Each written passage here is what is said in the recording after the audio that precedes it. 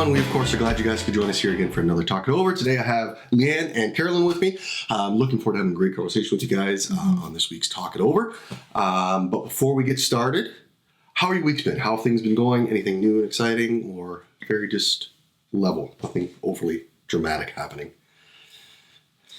My week was good. It was just, I don't know, we're working on decluttering some stuff around the house, realizing that we just have a lot of stuff in the house. Yep. And so just trying to pare down, get back to a more manageable base.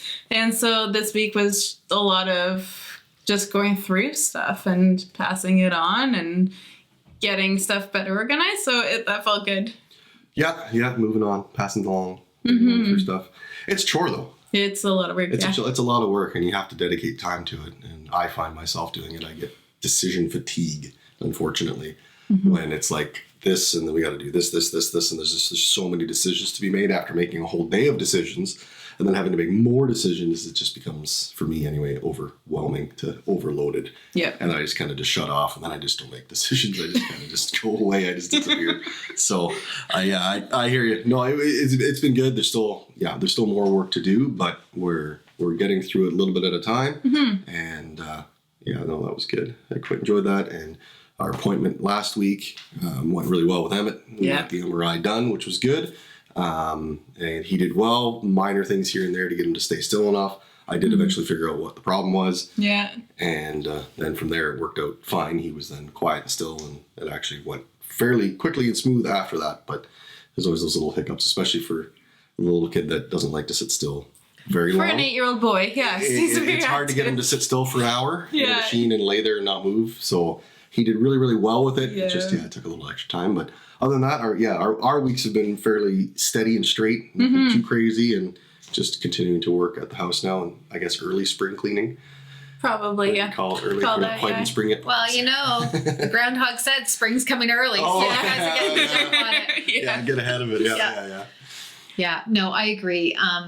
Our life has been really chaotic since the last time I've been on. So much has changed. I was just thinking about this. So moved a son away and had multiple trips to ER and appointments just from a fall of a family member and juggling things. And I officially have Mondays off that are now filled with medical appointments. So I'm thankful I'm not juggling work on top of those. But it's been really busy. And then for my birthday, we got some paint. And so I'm painting our kitchen and sprucing that up and changing some things around after 20 years. So it's been good. It's amazing what a little bit of paint does in a feel of a room, right? Yes. It definitely feels bigger.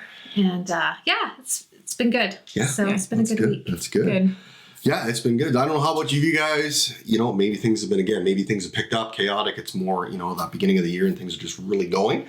Or maybe things have slowed down from that Christmas season and it's just gotten a little bit slower now and getting back into maybe a bit more regular routine, whatever that might be. But love to hear from you. So let us know in the chat.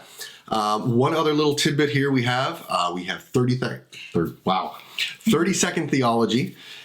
Coming up next week, a very unique message, pulling spiritual truth out of commercials that you would see at the Super Bowl. So a lot of fun. So I recommend you guys go check it out. You need to watch it live. It's got to be at that time. So please go check that out. And with that, we won't be here next week because it is just a one-off thing. We don't have discussion stuff to talk about with it, but certainly something you could discuss with a life group. If you're a part of one, you could start one, and a great way to kind of kick off that season. Football joke. But a great way to kick things off and just kind of get that conversation going with people around you, and a great time to invite because it's always a lot of fun. It is a lot of fun. Always a lot of fun. Yeah. We tend to do some chili cooking, and we usually have other little fun things going on. So I just urge you guys to do that as well.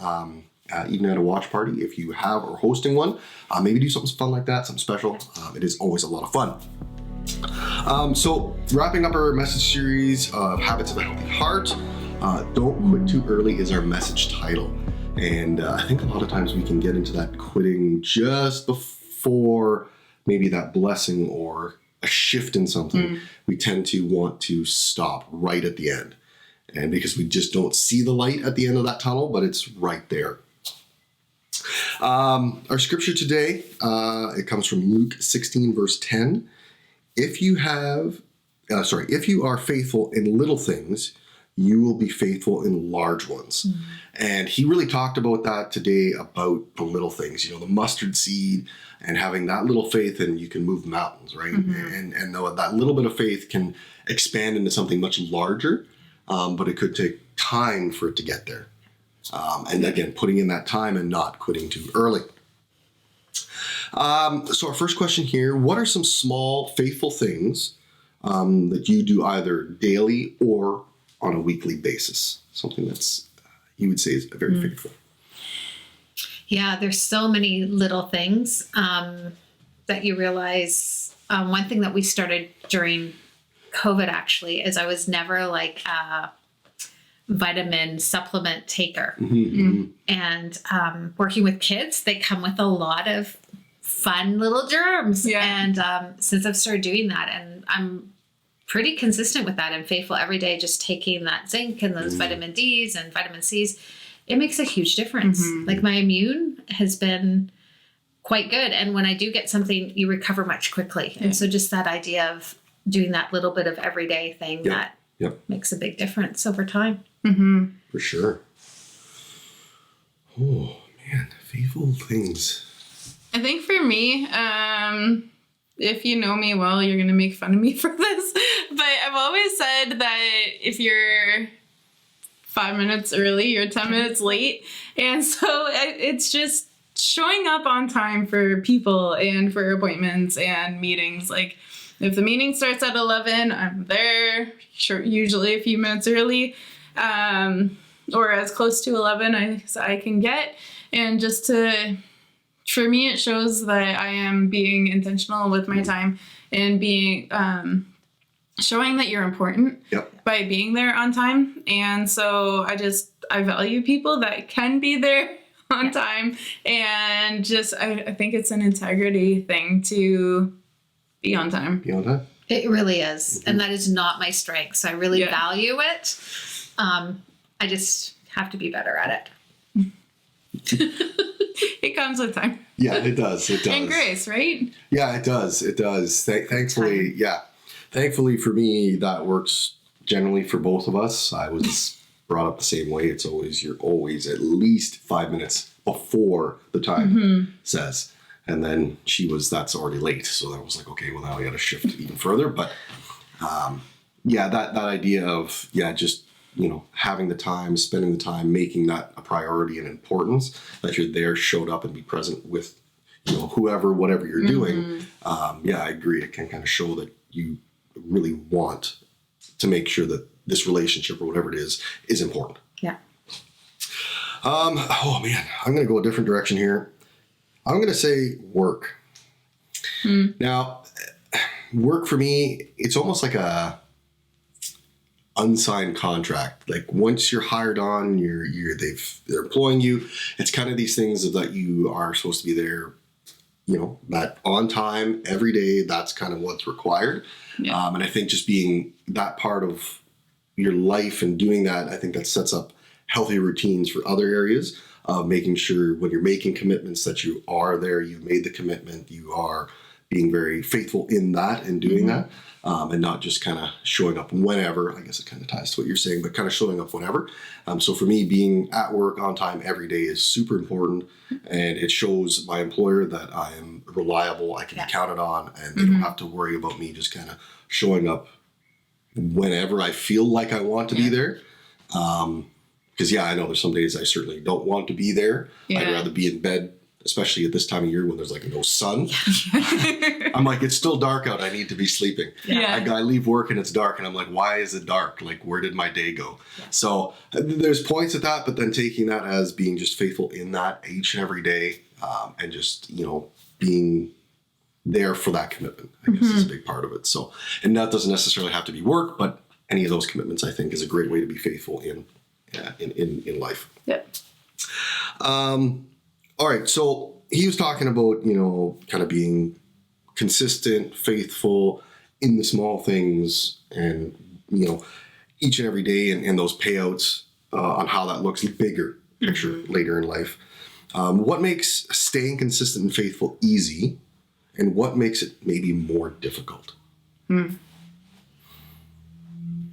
Yeah, I think the easy part for me is that when you establish that habit, whether it's, I talk to families about this a lot at work, is that having a meal together, the importance of coming around the table, following up with the day, checking in as a family as you've gone your different ways over time, how impactful that is. Yep. And yet that's a habit that many families don't do. And so when you make it a habit and you're consistent in it, it's just automatic. You don't think about it, right? It just becomes, it's like driving a car. You're not thinking about brake and then lights and turning, all that. So I think when you can be consistent, you see the benefits of it. Yep. I think it's for me, the battle of the brain of doing things that are important and setting aside the things that you may want to do, but really bring no benefit, right? So I can get lost in my Sudoku on my iPad, which I enjoy, and I think, oh, I'm refreshing and this is helping me. When in reality, I can waste a lot of time not accomplishing a lot. If I was doing other things that were more beneficial, I would see better results. So I think it's that idea of what are the little habits that are actually helpful and giving me a more fulfilled life, and which ones are actually draining me of a fulfilled life. But could feel fulfilling. Yeah, so and maybe it's satisfaction. Yeah, right? It's just that I want an immediate satisfaction of something I enjoy, but that's not necessarily filling me the way a habit would be. Exercising every day is a really good habit because it re-energizes you on multiple levels. Reading. Right? There's just so many things that we can be doing that I think so often I would rather fill it with mindless TV than actually reading a good book. That makes sense. Yeah. That made me think of Pastor Craig's example from last week of his son kind of dancing around this thing saying, my friend, my friend, my friend. And actually the friend was a snake. And so like we can think that it's a friend and it is going to be good for us and it's going to be fun because life is really good. Satan is really good at distracting us and giving us these false hopes. And then at the end of the day, it's a snake and it's actually going to harm you. But it can be fun in the moment. There's lots of things in life that are like that. And I have that too. Sorry, can you repeat the question? What makes staying consistent and faithful easier? What makes it more difficult? Great. Thank you. Sorry, I lost my train of thought. So what makes it easier is remembering why it's important and not just, I don't know. My word for this year is purpose. And so if I can attach the reason as to why this is important to whatever I'm doing, and then it helps me to see that actually this is something I really need to be doing. And then it's easier to do those habits. And as Carolyn was saying, some of them are automatic and they just automatically happen. Like for me, I don't have to think about, okay, I want to be somewhere at 11. Then my brain automatically starts thinking backwards. I want to be there a few minutes early. What if I get lost? What if traffic sucks? I need to add a little time buffer. And then therefore I need to be leaving at X time. That just automatically comes for me. There are other things in life that are just habits and automatic, and it makes it so much easier because I know why it's so important. But then there's also things in life that I really struggle with. Like I'm a type 1 diabetic, and so giving myself insulin 15 minutes before a meal, I really struggle with that habit, and it needs to be a habit. It's really important. I know why it needs to be a habit, but it's so easy to just get distracted with life, and life just kind of happens. And so I don't know, it's being intentional and purposeful and disciplined, essentially, when it comes down to it, to doing what I need to do, those good things to keep me going. Yeah. Consistent and faithful, easy and difficult. I think the easy part of that is the pre-decide. Having things set in your schedule and you've decided this is what I'm doing, I think makes it a lot easier with that pre-decision because again, it removes that thinking, it removes any of that, and it's built into the schedule. And it's going back to decision fatigue, which I find very interesting, because I think what happens a lot of times is in a world that we seem like we have all these choices, it seems great. But I think actually it's harder because you feel like you have choices over too many things, right? Yeah, there's too many things to decide. Yeah. I think the difficult side is definitely feelings. I think that makes it super hard. Because if we allow our feelings, our emotions to take over, we're not going to do stuff. Oh, I don't feel like it. I don't. I feel like I should be doing this. This sounds like it's better. I should do that. That's a better choice. When realistically, our feelings drag us away from the consistency of the really good things. Because we want that instant gratification, and building habits isn't instant. It's not something that you're going to reap the benefits today. You're going to reap the benefits years down the road, but not today. So and that's the thing, right? We're built into a society that's very instant. A lot of things are instant. We can get things very quickly. We have that's around us. So to try to think this long game, it's going to take long. We may not see the payout of us being consistent because that impact in somebody's life, we may not see it while we're with them in that relationship. We may split, but years down the road, they may be like, oh, that person made such a huge impact and got me. Yeah. Right. But we may not see that. Yeah. And sometimes that's really hard to focus on, that we can make the difference, but not actually be at the end result of that difference.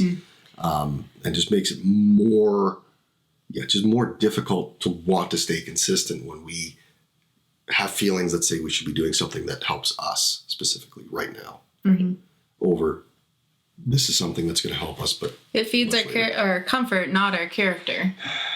Instantly in the moment. Yes. And again, that comfort, that really, I think, builds into the comfort. Being comfortable always feels nicer than being uncomfortable. Out of your element or whatever that is. Because that's challenge. That can be challenging. That can be hard. It's going to be more difficult over I could just be comfortable in just doing my Sudoku. It's great. I like it. I love it. But it's comfortable. Right. And again, for me, comfort, I can sit, I can watch a show, I can have some snacks, I can all those things. Oh, this is so recharging. I can just sit and just let my mind and consume. But again, I could be doing different things with that time that would be better spent. It's not a bad thing to have, some time for Sudoku, for watching a show, doing some crafts, whatever it is, right? It's not bad to do those things. It's a matter of how much does it consume? What's that time consumed by? And again, it really feeds in that difficult. And I think it's a constant back and forth with those because you can sometimes get those things built consistently and then one little thing pulls that out and then all of a sudden you're going a different direction. And then again, you're missing out on what God could be doing or using that time for because you've gone. Right. Let's see here. I don't know if we're going to have enough time here for another question. Why don't we just touch on anything impactful? Was there one piece of the message that really just kind of stood out to you guys today? I loved grit. Yes. That whole idea of grace. If my grace is sufficient for you, why aren't you accepting it? Yes. Okay. Yep. I think that whole idea for myself and for other people, if I really lived a grace-filled life, it would be more freeing. And I think when we talk about habits of beating yourself up or beating up other people or being hard on yourself because, we should have avoided that circumstance, opposed to the quality, I guess the character of, regardless of whether it goes well or not, we've got grace. I've got grace for myself and I've got grace for you. And that just really struck me of how do I extend that? Because our world is definitely missing that. Yeah, for sure. For sure. And I think for me, it was very similar to Carolyn's. And I pulled up my notes because I'm like, it was where I wrote down that Pastor Sam said, if God's grace is sufficient, then why won't you let it be? Like, I'm very critical of myself, and I assume other people are critical of me too, I guess. And so if I'm critical than God is too, but he's very filled with grace and forgives freely and openly. And I'm going to try and I'm going to make a mistake. And I get in this whole, like, it has to be perfect. And if I can't do it perfectly, you can't do it at all. And I think that's a lie that we tell ourselves, and the world tells ourselves that we just need God's grace. And that's where, like, further along in the verse, it talks about, like, I will boast all the more gladly about my weakness so that God's power may rest on me. And when I think of something that I've fallen short on, I don't think of, therefore God's grace or Christ's love and Christ's power can come through me in that. It's that, I've done something bad and almost a shame attached to it. Yep. But with God, he doesn't want that. He wants his power to be seen through us. And so I just need to do a better job at letting him. I think for me, it was just that last kind of story that Sam talked about, finishing up his college, university, and just the guy that was making the omelets. It just, again, it's that idea of the small things, right? And just doing that one small thing each day for all the students. And then at the end of the year, being recognized as the outstanding, staff member. And the students just going crazy wild in celebration about how happy they were that he received that. And it just shows the magnitude of that one little thing you do consistently can change a mass amount of people, right? And I love that because, again, we sometimes, I think, take for granted some of the little things that we do or maybe the people around us do that are making a bigger impact. And again, you may not see it until it's maybe brought to light. But yeah, just that idea of we need to be consistent in those little things each and every day and how big of a difference that can make in one person's or hundreds of people's lives.